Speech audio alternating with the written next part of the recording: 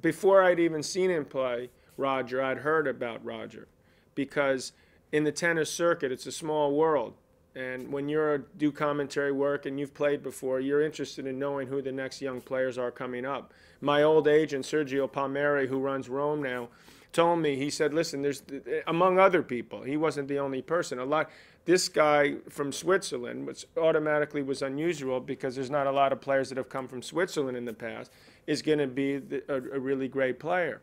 So for a while, I watched him at smaller tournaments and from a distance, and it seemed like, he had all the talent, but that he wasn't able to put it together. And obviously, when you're that young and you're playing the top players, they have the experience to take advantage of your weaknesses, whether the mental or his backhand that was initially.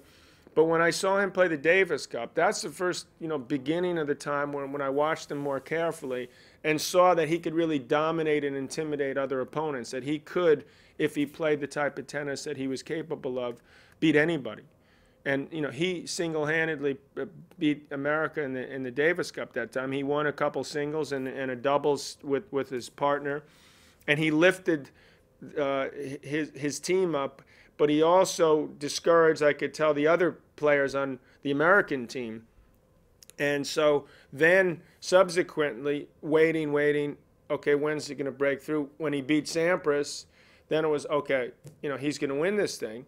Then he didn't win it. He lost to Henman in the next match. And the next year, I picked him to win the tournament. I felt like he was going to win the tournament. He lost first round. Sometimes there's bad luck, and sometimes you get some injuries, you lose your confidence. But now, the last 16, 18 months, you see a player where, to me, it's watching him play is like watching someone who's taken the sport to another level. And if he can keep it up for another 3-4 years at this level, to me, there's no one that'd be a better player than him. I think that he had, if he had a weakness technically, it was that his backhand was attackable. He was tentative and not as confident on his backhand. He wasn't as sure of himself when he served and volleyed. He didn't go in there with authority. He was a little bit hesitant. And so, but a lot of it was mental, because you go out on the circuit and you get beat up for a couple of years, and people expect you expect to win a major event without even having to try as much as you think you have to. And then you start to get frustrated. Why isn't it happening? He's totally different than me, like personality-wise. He keeps things, he's like Sampras, he keeps things inside. It's very difficult to tell what he's thinking, which is a good thing. But when you're not winning, it's not so good, because people question how hard you're trying. How come this guy is letting these matches go? He doesn't seem like he cares. But maybe inside he cares very much, but his way of reacting is different than mine, where I started to sort of, people could see exactly what I was feeling.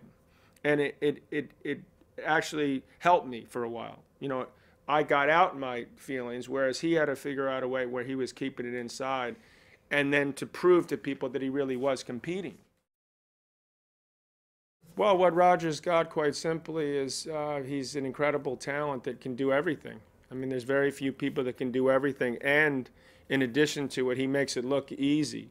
He doesn't seem like he makes a lot of effort when he moves on the court. He does it very quietly, like Sampras. Sampras was someone who was very underrated about how well he covered the court, but it always seemed that he was at every ball. Roger's the same way as Pete was when they moved around the court.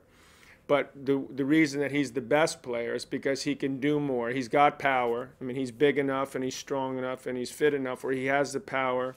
But when he needs to, he can throw some different tactics at his opponent. He can come to net. He can use a drop shot, a drop volley.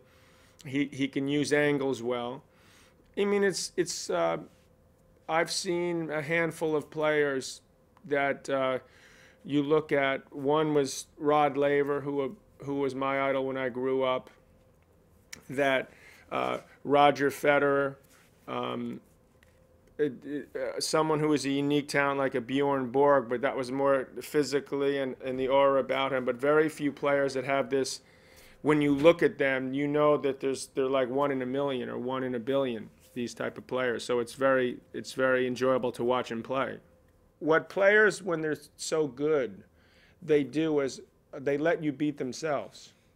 And he's smart enough now where he knows he can do a lot of things and adjust, that he just sort of can come out, assess what you're giving him, take a couple deep breaths, take a look, let it go maybe a few games, and then he'll start attacking your weaknesses. When you win Wimbledon, and for me it was somewhat similar to Roger, people expected us to win it before we won it.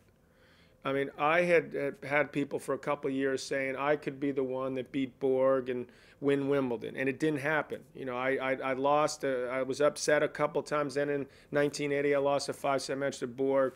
It was similar to Roger. You know, I picked him to win the tournament, win it the year before. He had beaten Sampras, but then he lost to Henman the next round. So when this finally happens, there's an incredible amount of pride. There's an incredible amount of relief that you've done this. There's this weight lifted off your shoulders, and then you realize that this is what it's all about, because you're fighting yourself in a way, but you're also fighting your opponent, and then you feel like you can fly. At least I don't know how he felt, but I felt like I could fly for this, you know, period of a few minutes. When you walk around, you have the trophy, all this angst and strange feelings is eliminated, and then you realize that this is what it's all about. If there's any player that can win the Grand Slam, it's going to be Roger for sure. But I think it's obviously because there's more players that are capable of playing better tennis, and the game is more a physical game than it's ever been, because the players are better athletes. It's more difficult to do it, but that doesn't mean it's impossible to do. There's a couple of women have done it, and certainly it's conceivable. You know, he won 3 out of 4 last year. But I think it's going to be incredibly difficult to do it. But if anyone can do it, it'd be him. I believe that if he stays healthy and he stays focused and he stays intense, that he'll be remembered as one of the, if not the greatest player that ever lived.